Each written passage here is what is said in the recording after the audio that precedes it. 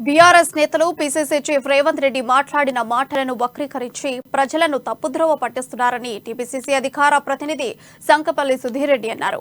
పూటకో party మార్చే రాజకీయ దుర్మార్గుడు దాసోజు శ్రావణ్ తన స్థాయిని మించి మాట్లాడుతున్నారని ఫైర్ అయ్యారు. రాజకీయాల్లో బూతు మాటలకు ఆద్యం పోసిందే సీఎం కేసీఆర్ అని, ఆయన వచ్చాకే రాజకీయాలు భ్రష్టు పట్టాయన్నారు. దమ్ముంటే విద్యుత్ టారిఫ్, భూ కుంభకోణాలు, ధరణి పోర్టల్, నిరుద్యోగ సమస్యలు, లిక్కర్ స్కామ్ పై చర్చకు రావాలంటున్న సుధీర్ రెడ్డితో మా ప్రతినిధి హరీష్ ఫేస్ టు ఫేస్. ప్రస్తుతం మనతో పాటు టీపీసీసీ అధికార ప్రతినిధి సుధీర్ రెడ్డి గారు ఉన్నారు. సార్ చెప్పండి, ఇప్పుడు చూస్తున్నాం 2 రోజుల నుంచి చూస్తున్నాం 24 గంటల రైతు దానిపైన అంశం పైన కూడా ఇక్కడ బీఆర్ఎస్ నేతలు కావచ్చు, కాంగ్రెస్ నేతలు కావచ్చు, రేవంత్ రెడ్డి చేసిన వ్యాఖ్యల పైన కూడా విమర్శలు చేస్తున్నారు. ప్రధానంగా దాసోజు శ్రవణ్ లాంటి వారైతే కూడా ప్రధానంగా రేవంత్ రెడ్డి చిల్లర మాట్లాడుతున్నారని ఇలాంటి విమర్శలు వస్తారు. ఎట్లా చూస్తారు? అంటే ఒక రాష్ట్రంలోనే ఒక విచిత్రమైనటువంటి రోజులు కనపడతా ఉన్నాయి. అధికార పార్టీ ప్రతిపక్ష పార్టీకి వ్యతిరేకంగా ధర్నాలు చేస్తాం. ఇది ఒక చిత్రం.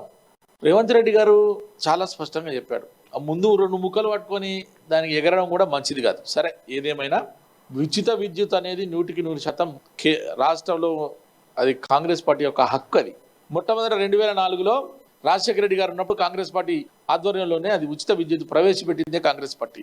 అంతకుముందు జరిగినటువంటి పరిణామాలు కూడా ఒకసారి మనం ఆలోచిస్తే, ఈ చంద్రశేఖరరావు అనేటి ఆయన కూడా చంద్రబాబు సంఖలోనే ఉన్నాడు ఆ రోజు. అంతకన్నా ముందు మేము ఉచిత విద్యుత్ ప్రకటిస్తే కాల్పులు జరిగినటువంటి సంఘటనలో కూడా చంద్రశేఖరరావు పంచన సంకన కూర్చున్నది కూడా చంద్రశేఖరరావే కాదా? ఆ రోజు నువ్వు ఉన్నావు ఆ పార్టీలోనే. ఈ రోజు చాలా మంది మాట్లాడుతున్నారు చంద్రబాబు నాయుడు పంచన ఉన్నది రేవంత్ రెడ్డి. మరి నువ్వేడున్నావు? ఆడు పందికొక్కు కమలాకర్, గంగుల కమలాకర్ ఎక్కడున్నాడు? ఎవరు ఎమ్మెల్యేలే కదా వాళ్ళందరూ. ఎర్రబెల్లి దయాకర్రావు ఎక్కడున్నాడు? ఈ రకంగా అంటే ఒక రాజకీయంగా అసహనం ఉంది వాళ్ళలో. ఎవరైనా మేమేదో అధికారంలో ఉన్నట్టు, మేమే రేవంత్ రెడ్డి గారు ముఖ్యమంత్రి అయినట్టు, ప్రజలకు అందిస్తలేనట్టు ఈ రకంగా ప్రజలకు చెప్తా ఉన్నారు. మేము కాదు, నీకు రేవంత్ రెడ్డి గారు అంటారా ఒక జాతీయ స్థాయికి రాష్ట్ర శాఖ అధ్యక్షుడు. ఈ శ్రవణ్ అంటోడు ఎవడు అసలు? ఏంది ఆయన బ్యాక్గ్రౌండ్ ఏంది? ఆయన ఏడికెళ్ళి వచ్చిండు? ఎవడు అసలు?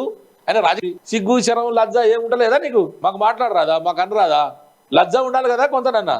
మాకు కూడా గౌరవం ఉండే. శ్రవణ్ గారు అంటే మాకు కూడా, మేము కూడా చాలా గౌరవించగలం.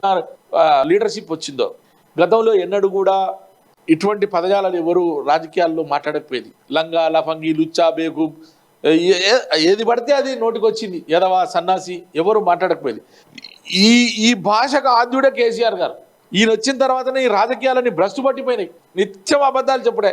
ఇప్పుడు ఇంత మాట్లాడింది, ఇంత మేధావి కాదు ఈయన దాసోజు శ్రవణ్ అంటాడు. మరి రమ్మని చర్చకు రమ్మను. ప్రధానంగా ఏదైతే దాసోజు శ్రవణ్ స్థాయి మరిచి మాట్లాడుతున్నారు రేవంత్ రెడ్డి వ్యాఖ్యల పైన కూడా కాంగ్రెస్ నేతలు మండిపడుతున్న పరిస్థితి కనిపిస్తుంది. అలాగే ఏదైతే దాసోజు శ్రవణ్ చేసిన వ్యాఖ్యల కూడా దానికి క్షమాపణ చెప్పాలి. అలాగే దాసోజు శ్రవణ్ సంబంధించి ఇప్పటికీ విద్యుత్ కానీ కాంగ్రెస్ పార్టీ గురించి కానీ, కాంగ్రెస్ పార్టీ ప్రవేశపెట్టిన పథకాల గురించి కానీ ఏమాత్రం తెలియదు, అలా తెలియకుండానే మాట్లాడుతున్నారని చెప్పేసి సుధీర్ రెడ్డి గారు చెప్తున్న పరిస్థితి ఉంది. అలాగే ఏదైతే డ్రగ్స్ కేసు కావచ్చు, అలాగే నిరుద్యోగుల సమస్యలు కావచ్చు, అన్నిటిపైన కూడా ప్రభుత్వం ప్రవేశపెట్టిన పథకాలు కావచ్చు, అన్నిటిపైన కూడా చర్చకు సిద్ధమని చెప్పేసి సుధీర్ రెడ్డి గారు చెప్తున్న పరిస్థితి. కెమెరా పర్సన్ మల్లేష్తో కలిసి హరీష్ అమ్మాని.